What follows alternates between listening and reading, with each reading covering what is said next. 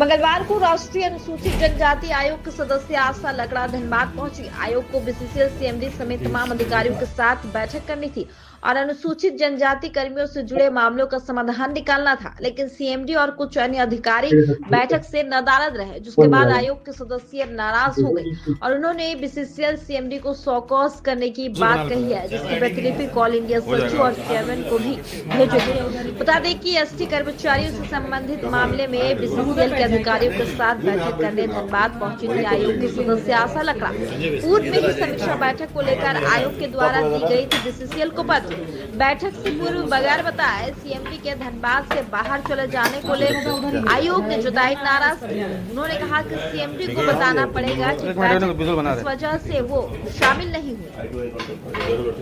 हुआ है, किन किन विषयों को लेकर यहाँ बैठक होनी थी और बैठक में ये सुनने में आ रहा है कि सीएमडी बीसीसीएल नदारद है। सबसे बड़ी बात है, आज राष्ट्रीय अनुसूचित जनजाति आयोग पिछले दिनों से तैयारी कर रहे हैं कि जिस तरह से एसटी एससी एम्प्लॉय एसोसिएशन है और बीसीसीएल में काम करने वाले जितने भी एसटी एम्प्लॉय है उनका मामला और यहाँ के रहने वाले जो व्यक्ति जिनका ज़मीन बीसीसीएल में गया है उनका कई लोगों का मुआवजा संबंधित कई विषय थे। उन सब विषय को लेकर के आयोग ने बैठी और आयोग का जो विशेष अपना मैंडेटरी रहता है उनको फॉलो करते हुए हम अपना काम करते हैं। मैं एक बार अपना मैंडेटरी पूरा पढ़ लेती हूँ, फिर आगे विषय बताती हूँ कि क्या है सर। राष्ट्रीय अनुसूचित जनजाति आयोग भारत के संविधान के अनुच्छेद 338 का के तहत गठित एक संवैधानिक निकाय है। राष्ट्रीय अनुसूचित जनजाति आयोग अनुसूचित जनजातियों के संरक्षण के लिए गठित एक संवैधानिक निकाय है। आयोग को अपनी कार्यविधि स्वयं निर्धारित करने का अधिकार है।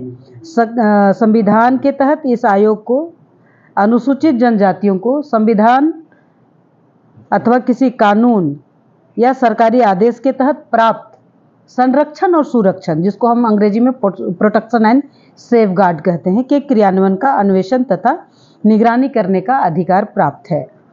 साथ ही आयोग अनुसूचित जनजातियों से प्राप्त निर्दिष्ट शिकायतें जो आयोग को मिलता है वहाँ से संबंधित जितना भी एसटी एससी का व्यक्ति होते हैं उनका शिकायत आता है, उन शिकायतों की जांच भी करता है।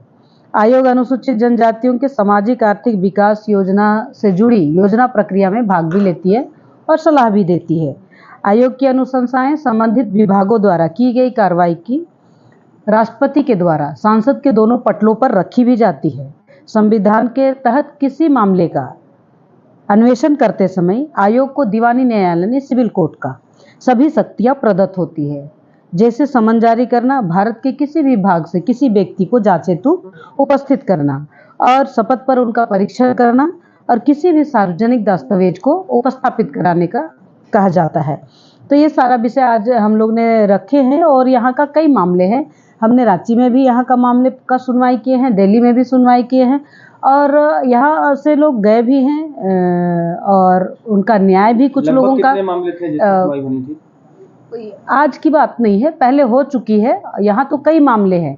आपको बता दें कि 9 बजे से एसटी एससी एम्प्लॉय एसोसिएशन के साथ में बैठक थे, उनसे भी कई मामला सामने आए। वो जो जॉब करते हैं यहाँ एम्प्लॉय हैं उनसे भी मामला था। जिस ग्रामीण का अपना ज़मीन चला गया उनका भी मामला था। जो एम्प्लॉय है उनका प्रमोशन है, ग्रेजुएटी है, बैकलॉग है, डायरेक्ट रिक्रूटमेंट का मामला है। ऐसे अगर देखा जाए तो कई विषय यहाँ आए हैं।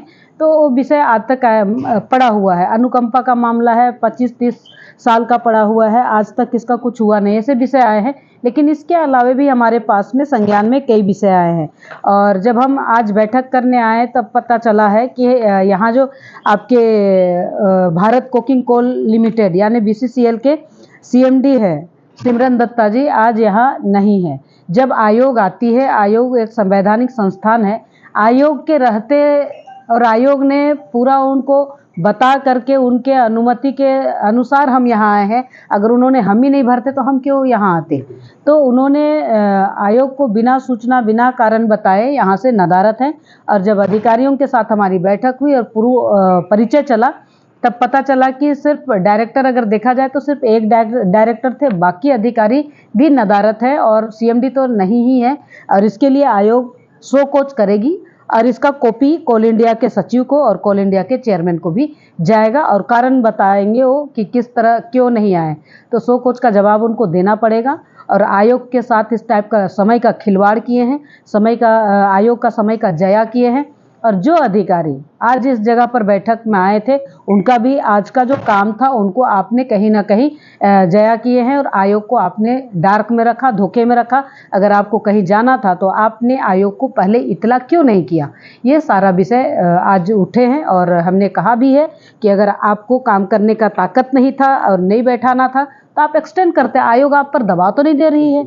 आप बोलते कि इस समय मैं उपलब्ध नहीं रहूँगा, 2 दिन बाद आइए, हम 2 दिन बाद आते, क्योंकि और भी जगह है, कोई इंस्टीट्यूशन स्कूल का है, कॉलेज का है और बाकी डिपार्टमेंट्स है, एजुकेशन डिपार्टमेंट्स है, कोल इंडिया का तो है ही। अगर आप यहाँ नहीं करते तो हम दुर्गापुर में करते। तो कहीं ना कहीं आपने आयोग को समझ नहीं पाए या जानबूझ के आपने सोचा होगा एसटी आयोग है क्या ही करेगा। उनको पढ़ना चाहिए, जानना चाहिए कि एसटी आयोग संवैधानिक है और ये कार्रवाई करती है। अगर कोई नोटिस पर नहीं आते हैं तो उनको समन जारी करते हैं, अगर समन में भी नहीं आते हैं तो वारंट करने का भी ताकत आयोग के पास में है।